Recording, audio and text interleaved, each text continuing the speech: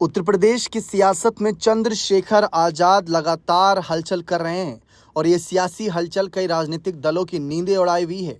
जहां पहले ही बहुजन समाज पार्टी का जनाधार घटते हुए देख रहे हैं, तो वहीं समाजवादी पार्टी का लोकसभा चुनाव के बाद जो जनाधार बढ़ा, क्या वो बरकरार रहेगा या नहीं रहेगा, इस पर भी कई सवाल हैं। वहीं दूसरी तरफ जेल की सलाखों के पीछे बंद आजम खान और उनका बेबस परिवार भी सबकी नज़रों में है कि उनका अगला कदम क्या होगा।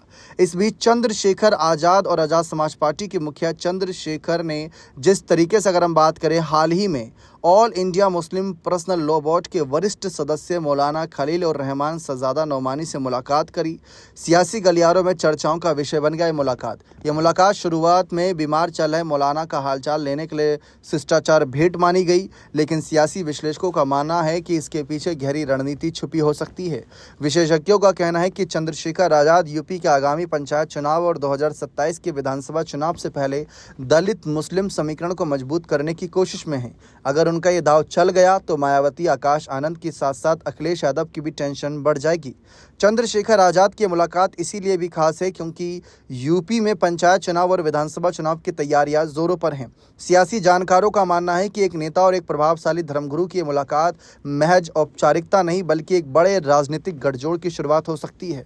नगीना सीट पर उनकी जीत भी इसी दलित मुस्लिम फॉर्मूले पर आधारित थी। आज़ाद लगातार दलितों और मुसलमानों के मुद्दों पर अपनी आवाज़ बुलंद करते रहे हैं और इस मुलाकात को उनकी सियासी ज़मीन को और मजबूत करने की कवायद माना जा रहा है। पिछले दिनों आज़ाद ने कावड़ यात्रा और मुस्लिम समुदाय की नमाज की आज़ादी को लेकर तीखे सवाल उठाए थे। उनका बयान था कि जब कावड़ यात्रा के लिए 1 महीने तक सड़कें बंद रह सकती हैं तो मुस्लिम समुदाय को 15 मिनट की नमाज की आज़ादी क्यों नहीं। उनके इस बयान ने बहुत से आलोचनाओं को जन्म दिया था, उनकी मुस्लिम समर्थक छवि को और मजबूत किया। इसके अलावा सीतापुर जेल में आजम खान से मुलाकात और उनकी रिहाई की मांग ने भी उनकी सियासी सक्रियता को रेखांकित किया था। चंद्रशेखर आज़ाद की इस सियासी चाल से बसपा सुप्रीमो मायावती और उनके भतीजे आकाश आनंद की मुश्किलें बढ़ सकती हैं।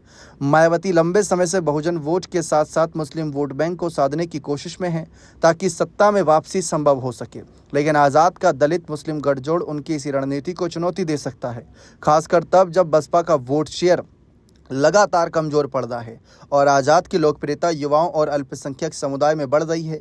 इसके साथ ही मुस्लिम वोट बैंक में सेंधमारी से समाजवादी पार्टी को भी नुकसान हो सकता है। अब सवाल यह है कि क्या यह मुलाकात महज एक शिष्टाचार भेंट थी या इसके पीछे कोई ठोस सियासी गठबंधन की नींव पड़ी है।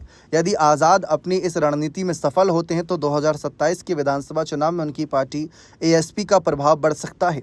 हालांकि यह भी देखना होगा कि क्या मौलाना सजादा नौमानी जैसे प्रभावशाली धार्मिक नेता खुलकर आज़ाद के साथ खड़े होंगे या ये मुलाकात केवल व्यक्तिगत समर्थन तक सीमित रहेगी। सियासी पंडितों का मानना है कि आने वाले दिनों में इस गठजोड़ की दिशा साफ होगी जो यूपी की सियासत को नया मोड़ दे सकती है।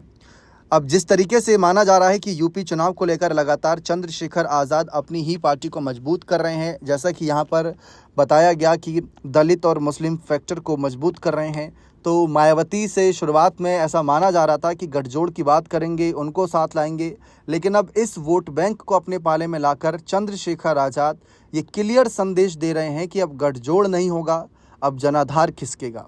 और अगर मायावती का जनाधार खिसकाने में कामयाब रहे तो ये मानकर चलिए कि कभी अपने दम से, अकेले दम से उत्तर प्रदेश की मुख्यमंत्री बनने वाली मायावती भी कहीं ना कहीं कमज़ोर पड़ जाएंगी यहाँ पर, क्योंकि नगीना सीट कभी बसपा के पास ही थी, 2019 में जीती थी, लेकिन आज चंद्रशेखर के पास वह सीट है। तो राजनीति में उलटफेर होते रहते हैं, लेकिन ये स्टेटमेंट बहुत बड़ा हो जाएगा कि क्या मायावती को रिप्लेस कर रहे हैं चंद्रशेखर आज़ाद। इस बीच समय समय पर यह भी बात रही कि चंद्रशेखर आज़ाद जो मायावती की तारीफ करते रहे, मायावती को साथ लाने की बात करते रहे, तीसरे मोर्चे की अलग बात रखते नजर आए, लेकिन अब साफ नज़र आ रहा है कि चंद्रशेखर का ऐसा कोई मकसद नज़र नहीं आ रहा। उनका सीधा संदेश है कि हम आपके साथ खड़े हैं और वही संदेश के सहारे वे आगे बढ़ने का काम कर रहे हैं। बीच में ये माना जा रहा था कि मायावती की पार्टी किस तरफ अगर हाथ बढ़ाते हैं तो यहाँ पर कोई बड़ा खेल कर सकते हैं, क्योंकि एक समय अगर आप देखें तो मायावती की पार्टी से आज़म खान की नज़दीकियों को लेकर भी सवाल उठाए जा रहे थे। ये माना जा रहा था कि आज़म परिवार मायावती के साथ जा सकता है, अब वही आज़म खान का परिवार चंद्रशेखर के साथ जा सकता है, ऐसा माना जा रहा है। अब इन्हीं सब के बीच देखा जाए तो मायावती ने अपने भतीजा आकाश आनंद को आगे कर ये सियासी संदेश दे दिया कि चंद्रशेखर तो बिल्कुल नहीं, क्योंकि बहुत से लोगों ने ये अपील करी थी कि चंद्रशेखर आज़ाद को मायावती को अपनी बीएसपी की कमान सौंप देनी चाहिए, क्योंकि दलितों की, मुस्लिमों की, सभी के हितों की बात करते हैं चंद्रशेखर, तो बहुजन मूवमेंट को आगे ले जा सकते हैं। लेकिन आकाश आनंद ने उनकी राजनीति पर सवाल तब उठाए थे जब नगीना सीट पर प्रचार करने के लिए आगे आए थे। उन्होंने तब साफ कहा था कि चंद्रशेखर जिस तरीके से राजनीति करते हैं, जिस तरीके से वोट मांगते हैं, जिस तरीके से युवाओं को आगे करके प्रदर्शन करते हैं, फिर उनकी गिरफ्तारी होती है, एफआईआर दर्ज होती है युवाओं के खिलाफ, तो ऐसे में वो सरकारी परीक्षा में भी नहीं जा सकते। यानी अब क्लियर संदेश है कि मायावती के साथ लेने से अच्छा है उनके साथ खड़े नेता, उनके समर्थक और उनके वोटरों को अपने पाले में साथ जोड़ लिया जाए। अखिलेश यादव की समाजवादी पार्टी से हाथ मिलाएंगे नहीं मिलाएंगे, वह विधानसभा चुनाव के बनते बिगड़ते समीकरण पर निर्भर करेगा। 2024 में कोशिश थी कि कांग्रेस और सपा इनको समर्थन करे और वहां पर अपना कैंडिडेट ना उतारे, लेकिन अखिलेश ने अपना कैंडिडेट उतारा था और अखिलेश की सपा को कांग्रेस ने सपोर्ट किया था। इसीलिए अब लग नहीं रहा कि अखिलेश और आज़ाद में कोई बात बनती नजर आएगी। फिलहाल ये माना जा रहा है कि अब जिस तरीके से चंद्रशेखर आज़ाद अपनी रणनीतियों को धार दे रहे हैं, आने वाले वक्त में मुस्लिम समुदाय से किसी एक चेहरे को as a deputy CM face के तौर पर प्रोजेक्ट करेंगे। ओबीसी समुदाय से अगर हम बात करें तो किसी को आगे किया जा सकता है। स्वामी प्रसाद मौर्य भी इनके साथ नज़र आ रहे थे, ऐसा माना जा रहा है कि स्वामी प्रसाद मौर्य को भी आगे कर सकते हैं और वहीं खुद को एक सीएम फेस के रूप में प्रोजेक्ट कर सकते हैं। इसके साथ साथ एक और किसी नेता को आगे करने की चर्चा हो रही थी, यानी कि हर जाति समुदाय के चेहरे को, बड़े चेहरों को आगे ले जाकर ये राजनीति का एक बड़ा चक्रव्यूह तैयार कर सकते हैं, जो एक समय मायावती ने रचा था। याद होगा कि मायावती ने किस तरीके से ब्राह्मण समाज हो, चाहे दलित हो, चाहे मुस्लिम हो, हर समाज के बड़े नेताओं को अपने साथ जोड़कर कहीं ना कहीं सपा और भाजपा की ताकत और कांग्रेस की ताकत को बिल्कुल ही कमज़ोर कर दिया था, अकेले दम से सरकार बना ली थी। तो वही चीज़ आज चंद्रशेखर भी करने में लगे पड़े हैं कि कैसे न कैसे करके अन्य जातियों के नेताओं को, चाहे मुस्लिम हो, चाहे दलित हो, चाहे ओबीसी हो, चाहे ब्राह्मण हो, सभी के 10 बड़े चेहरों को अपने साथ जोड़ा जाए ताकि बहुजन एकता का संदेश दिया जा सके, कांशीराम जी की विचारधारा को आगे बढ़ाया जा सके। इनकी पार्टी आज़ाद समाज पार्टी कांशीराम जी की मुख्य विचारधारा पर आधारित है और बाबा साहेब का सपोर्ट करती है। संविधान लिए ये भी जगह जगह जाते हैं। आपको क्या लगता है कि क्या चंद्रशेखर के लिए रणनीति मजबूत होगी?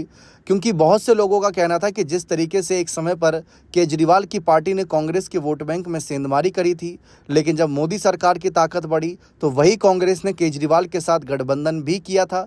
ठीक उसी तरीके से भविष्य में भी ये नौबत आ सकती है कि आज चंद्रशेखर आज़ाद मायावती की पार्टी को कमज़ोर करके उनके जनाधार वोटरों को अपने पास लाकर अपनी ताकत को मजबूत कर रहे हैं, लेकिन भविष्य में हो सकता है कि मायावती चंद्रशेखर के साथ दोस्ती का हाथ बढ़ाएं, क्योंकि हर पार्टी को कहीं ना कहीं एक समय ऐसा लगा है कि अब साथ आना चाहिए। गेस्ट हाउस कांड के बाद भी सपा के साथ 2019 में गठबंधन मायावती की इस विचारधारा को दिखाता है कि मायावती ऐसा नहीं है कि किसी के साथ कभी नहीं जाएंगी, वक्त पड़ने पर बड़े फैसले लिए जा सकते हैं। बने रहें चैनल के साथ, बहुत बहुत शुक्रिया।